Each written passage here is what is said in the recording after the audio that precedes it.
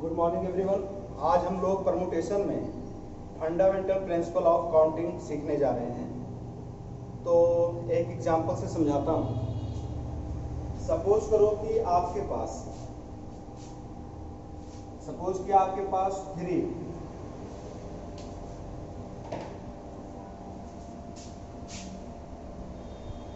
Shirt है and two pants. Three shirt है और टू पैंट्स है। अब आपको इसको पहन कर कहीं जाना है, तो कितने तरीके से आप ड्रेस कोड तैयार कर सकते हो? तो चेक करते हैं। ये आप है। शर्ट चूज करने के कितने तरीके होंगे? 3 तरीके। या तो शर्ट नंबर पहला पहन लो, या तो दूसरा पहन लो, या तो तीसरा पहन लो। इसके बाद में शर्ट चूज करने के बाद में आप क्या करोगे? पैंट सेलेक्ट करोगे। शर्ट फर्स्ट के साथ में आप पैंट फर्स्ट या फिर पैंट सेकंड, दोनों में से कोई दो पहन सकते हो। सिमिलरली शर्ट सेकंड के साथ में भी पैंट फर्स्ट या पैंट सेकंड। ऐसे ही शर्ट 3 के साथ में भी P1 या P2 यानी पैंट 1 या पैंट 2 पहन सकते हैं। तो कितने पेयर ऑफ ड्रेस आपके तैयार हुए? आपका शर्ट 1 पैंट 1 हो सकता है, शर्ट 1 पैंट 1 हो सकता है, या फिर शर्ट 1 पैंट 2 हो सकता है, या फिर शर्ट 2 पैंट 1 हो सकता है, या फिर शर्ट 2 पैंट 2, या फिर शर्ट 3 पैंट 1, या फिर शर्ट 3 पैंट 2। इतने ड्रेस कोड आप तैयार कर सकते हैं। तो टोटल नंबर ऑफ ड्रेस आपके पास कितने हैं? 336 पेयर ऑफ ड्रेस तैयार कर सकते हो, मतलब अरेंज कर सकते हो। इसके बाद में अगर थोड़ा और इसको एक्सटेंड करें, सपोज करो कि आपको स्कूल जाना है, आपके पास 3 शर्ट्स हैं, 2 पैंट्स हैं और 2 टिफिन मान लेते हैं आपके पास। 2 टिफिन भी लेकर जाना है, बैग में 2 टिफिन लेकर जाना है। अब आपको कोई भी शर्ट, कोई भी पैंट या कोई भी टिफिन लेकर जाना है, तो आप कितने तरीके के ड्रेस कोड तैयार कर सकते हैं यहाँ पे? ये आप हुए। आप शर्ट फर्स्ट चूज कर सकते हो, या शर्ट सेकेंड, या फिर शर्ट थर्ड।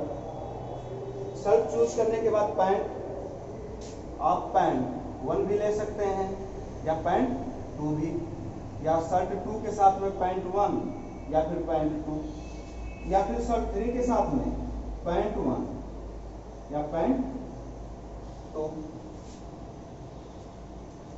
अब पैंट शर्ट सेलेक्ट हो गया और इसका पेयर बना लिया। टिफिन चूज करना है तो टिफिन फर्स्ट ले सकते हो या फिर टिफिन सेकेंड। इस कोड के साथ में भी क्या कर सकते हो? टिफिन फर्स्ट या टिफिन सेकेंड। शर्ट 2 पैंट 1 के साथ में भी टिफिन फर्स्ट या टिफिन सेकेंड। यहाँ भी सिमिलरली मतलब टिफिन फर्स्ट या सेकेंड, टिफिन फर्स्ट सेकेंड। ये क्या है? सब डिफरेंट टाइप के ड्रेस कोड तैयार हो रहे हैं। डिफरेंट टाइप के ड्रेस कोड में क्या आ रहा है? S1 यानी शर्ट 1 पैंट 1 टिफिन 1, या फिर shirt 1 pant 1 tiffin 2, shirt 1 pant 1 tiffin 2, या shirt 1 pant 2 tiffin 1, shirt 1 pant 2 tiffin 2।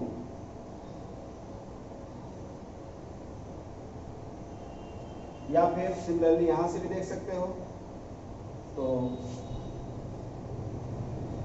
Shirt 2 ले सकते हैं pant 1 tiffin 1, shirt 2 pant 1 tiffin 2 हो सकता है, या फिर shirt 2 pant 2 tiffin 1, shirt 2 pant 2 tiffin 1 हो सकता है, या शर्ट 2 पैंट 2 टिफिन 2।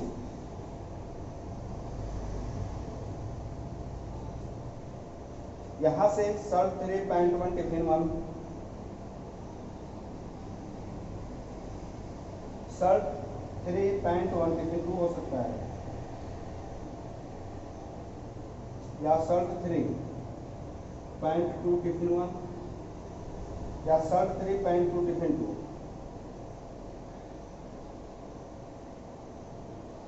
इतने तरीके से आप तैयार होके स्कूल जा सकते हैं कि शर्ट 1 पैंट 1 टिफिन 1 हो, या शर्ट 1 पैंट 1 दूसरा टिफिन ले लिया हो, या शर्ट फर्स्ट पहना हो पैंट दूसरा लेके टिफिन पहला हो। ऐसे कितने तैयार हुए? 1 2 3 4 5 6 7 8 9 10 11 12, यानी यहाँ पे टोटल 12 पेयर आपके शर्ट पैंट और टिफिन के तैयार हुए। यहाँ पे कितना आया था? 6 आया था। इसी तरीके से अगर हम ऐसा बोल दें कि 10 पैंट रहे हो, 20 शर्ट रहा हो, 10 टिफिन रहे हो, तो ट्री डायग्राम बनाना मुश्किल हो जाएगा। उसके लिए हम लोग जनरल फॉर्मूला निकालते हैं कि अगर डिफरेंट टाइप्स के ऑब्जेक्ट आपको दिए गए हैं और उनमें से अरेंजमेंट करना है, तो अरेंजमेंट क्या होता है? अगर 2 टाइप के हैं, डिफरेंट काइंड के हैं, पहले में m ऑब्जेक्ट है, दूसरे में n ऑब्जेक्ट है, तो टोटल नंबर ऑफ अकरेंस यानी total number of ordered pair कितने तैयार होंगे? m इंटू n, यानी जितने भी डिफरेंट टाइप्स के ऑब्जेक्ट्स दिए गए हों सबका प्रोडक्ट ले लो। जैसे यहाँ पे ट्री डायग्राम से निकाला कितने ऑर्डर्ड पेयर 12 तैयार हो, तो डायरेक्ट हम लोग बोल सकते थे ना कि 3 शर्ट है, 2 पैंट्स है, 2 टिफिन है, तो कितने ऑर्डर्ड पेयर बनाए जा सकते हैं? 3 इंटू 2 इंटू 2, 3 2 जा 6, 2 जा 12। यहाँ पे क्या बोल सकते थे कि टोटल नंबर ऑफ ड्रेस कितने तैयार किए जा सकते थे? 3 इंटू 2 इक्वल टू कितना? 6 ही आया था। यानी टोटल नंबर ऑफ अकरेंस आपसे पूछा जाए, या टोटल नंबर ऑफ डेज और occurring to different types of event, तो हम लोग क्या बोलेंगे? अगर एक में m ऑब्जेक्ट है, दूसरे में n ऑब्जेक्ट है, तो क्या लिखेंगे? m into n। तो इसी को बोला जाता है फंडामेंटल प्रिंसिपल ऑफ काउंटिंग। तो कुछ क्वेश्चंस को सॉल्व करते हैं हम लोग।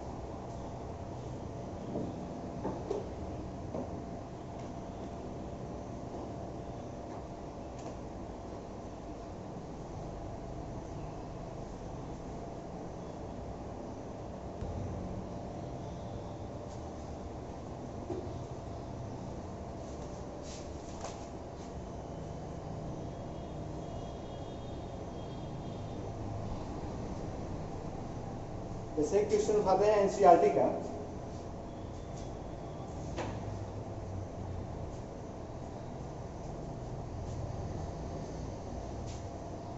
दिया है how many 2 digit even numbers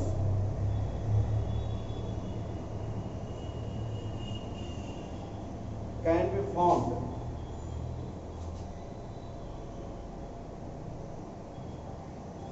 from the digits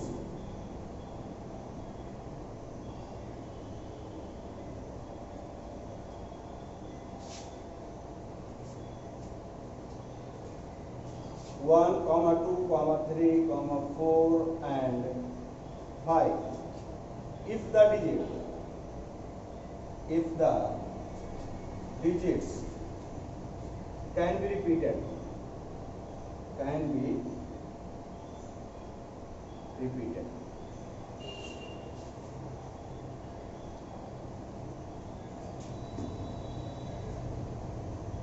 तो क्वेश्चन को सॉल्व करते हैं। बोला how many 2 digit even numbers can be formed from the digits 1 2 3 4 5 if the digit can be repeated, मतलब डिजिट रिपीट हो सकता है। तो 2 डिजिट नंबर बनाना है तो हमने 2 बॉक्सेस बना लिए, 2 बॉक्सेस। अब हमसे बोल रहा है क्या चाहिए, इवन नंबर चाहिए। तो इवन नंबर के लिए मस्ट है कि 1 2 3 4 एंड 5 इवन नंबर होने के लिए हमको पता है यूनिट प्लेस पे या तो 0 हो या 2 हो या 4 हो या 6 या फिर 8, लेकिन हमें इस नंबर से बनाना है। तो eight unit place,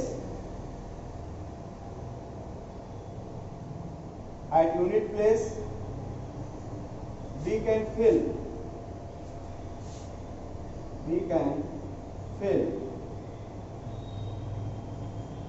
only 2 or 4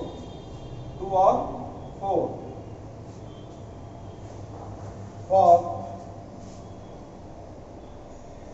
even number के लिए हम लोग यूनिट प्लेस पे या तो 2 फिल कर सकते हैं या तो 4 फिल कर सकते हैं। तो 2 या 4 फिल करने के कितने वेज हुए, 2 हुआ। तो for filling number of ways कैसे लिखेंगे, number of ways for filling unit place equal to कितना, 2 तरीके हुए तो 2 वेज लिख लिया। अच्छा 2 डिजिट नंबर बना रहे हैं तो 10th प्लेस पे, अब बोल रहा डिजिट रिपीट कर सकता है, जैसे 4 अगर यहाँ पे रखे हो तो 4 यहाँ भी आ सकता है। डिजिट रिपीट का मतलब क्या है, सेम नंबर हो तो टोटल पांचों में से कोई लाके यहाँ फिल कर सकते हो। तो number of ways for filling 10th place equal to 5 क्यों, क्योंकि इन्हीं पांचों नंबर में से कोई एक नंबर आने का मतलब कितने वेज होंगे आपके पास, या तो 1 आ सकता है, 2 आ सकता है, 3 आ सकता है, 4, कितने वेज हुए 5। तो total number of veg, right answer अब क्या लिखेंगे कि total number of ways for making 2 digit even number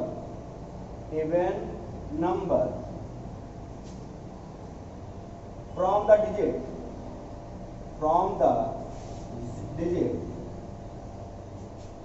कौन सा 1 2 3 4 एंड 5 इक्वल टू क्या लिखेंगे, यूनिट प्लेस फिल करने के 2 वेज, 10th प्लेस फिल करने के 5 वेज। तो टोटल क्या होगा, दोनों का प्रोडक्ट ले लेंगे, 5 into 2 इक्वल टू कितना आएगा 10 वेज। यानी 1 2 3 4 5 से 2 डिजिट इवन नंबर बनाने के कितने तरीके होंगे, 10 तरीके होंगे। इसके बाद अगले क्वेश्चन पे आते हैं।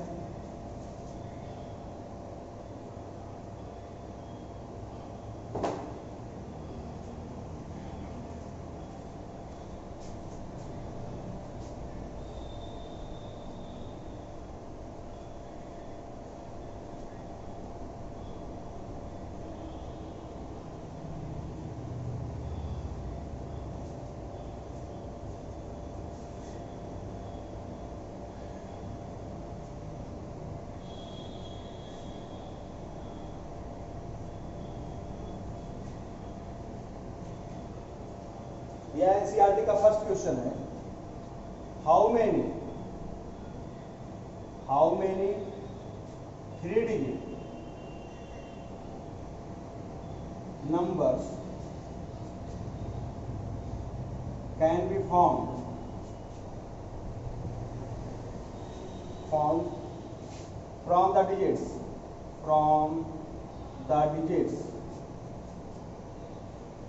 1 2 3 4 and 5, assuming that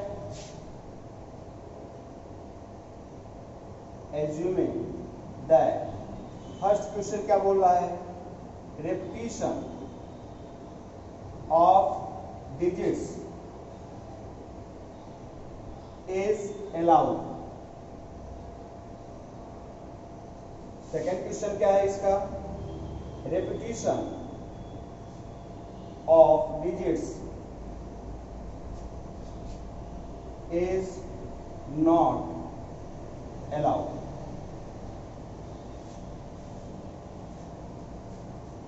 सॉल्व करते हैं इसको।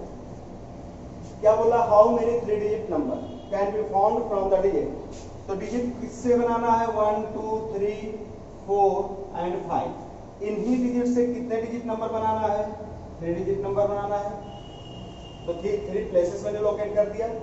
बोल रहा है repetitions of, assuming that repetitions of digit is allowed, मतलब 3 डिजिट नंबर बनाना है, पांचों में से कोई एक, यानी फर्स्ट प्लेस फिल करने कितने वेज हो जाएंगे, पांचों में से कोई भी एक आ सकता है। सेकंड प्लेस फिल करने कितने वेज होंगे, ये भी 5 होगा क्योंकि रेपिटेशंस अलाउड है, यहाँ भी पांचों में से कोई आ सकता है। और फर्स्ट प्लेस भी फिल करने के कितने, 5 प्लेस, मतलब 5 तरीके होंगे क्योंकि रेपिटेशंस अलाउड है। तो यहाँ पे क्या लिखेंगे कि number of ways for making 3 digit number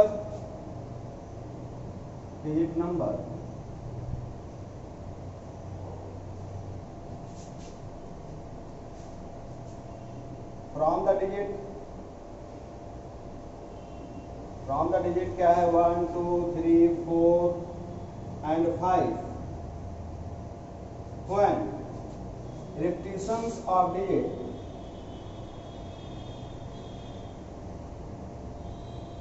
digits are allowed, जब अलाउ होगा तो नंबर ऑफ वेज क्या लिखेंगे, 5 × 5 × 5 कितना आएगा, 125। ऐसे सेकंड का क्या है, सेकंड केस में भी एक चीज है कि हमको क्या बनाना, 3 डिजिट नंबर बनाना है और repetitions of digit is not allowed, मतलब पहला प्लेस फिल करने के लिए पांचों में से कोई एक आ जाए। तो नंबर ऑफ वेज कितने हुए, 5।